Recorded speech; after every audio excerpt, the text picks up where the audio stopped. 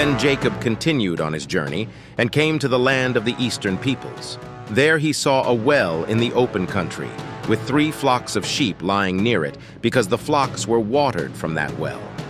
The stone over the mouth of the well was large. When all the flocks were gathered there, the shepherds would roll the stone away from the well's mouth and water the sheep. Then they would return the stone to its place over the mouth of the well. Jacob asked the shepherds, "My brothers, where are you from?" "We're from Haran," they replied. He said to them, "Do you know Laban, Nahor's grandson?" "Yes, we know him," they answered. Then Jacob asked them, "Is he well?" "Yes, he is," they said. "And here comes his daughter Rachel with the sheep." "Look," he said, "the sun is still high. It is not time for the flocks to be gathered. Water the sheep and take them back to pasture." "We can't," they replied, "until all the flocks are gathered and the stone has been rolled away from the mouth of the well. Then we will water the sheep." While he was still talking with them, Rachel came with her father's sheep, for she was a shepherd.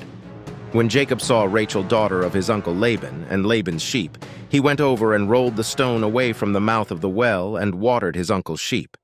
Then Jacob kissed Rachel and began to weep aloud. He had told Rachel that he was a relative of her father and a son of Rebekah, so she ran and told her father. As soon as Laban heard the news about Jacob, his sister's son, he hurried to meet him. He embraced him and kissed him and brought him to his home. And there Jacob told him all these things. Then Laban said to him, "You are my own flesh and blood." After Jacob had stayed with him for a whole month, Laban said to him, "Just because you are a relative of mine, should you work for me for nothing? Tell me what your wages should be." Now Laban had 2 daughters. The name of the older was Leah, and the name of the younger was Rachel. Leah had weak eyes, but Rachel had a lovely figure and was beautiful. Jacob was in love with Rachel and said, "I'll work for you 7 years in return for your younger daughter Rachel." Laban said, "It's better that I give her to you than to some other man. Stay here with me." So Jacob served 7 years to get Rachel, but they seemed like only a few days to him because of his love for her. Then Jacob said to Laban, "Give me my wife.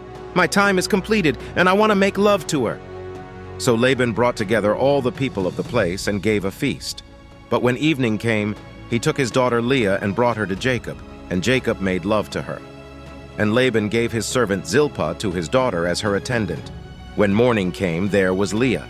So Jacob said to Laban, "What is this you have done to me? I served you for Rachel, didn't I? Why have you deceived me?" Laban replied, "It is not our custom here to give the younger daughter in marriage before the older one. Finish this daughter's bridal week. Then we will give you the younger one also, in return for another 7 years of work." And Jacob did so. He finished the week with Leah, and then Laban gave him his daughter Rachel to be his wife. Laban gave his servant Bilhah to his daughter Rachel as her attendant. Jacob made love to Rachel also, and his love for Rachel was greater than his love for Leah. And he worked for Laban another 7 years.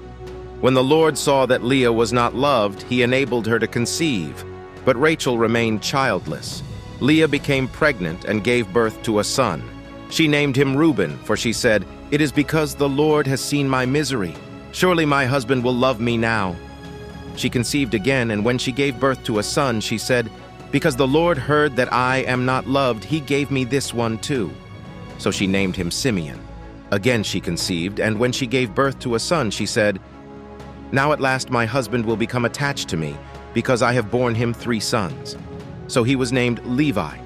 She conceived again, and when she gave birth to a son, she said, "This time I will praise the Lord." So she named him Judah. Then she stopped having children.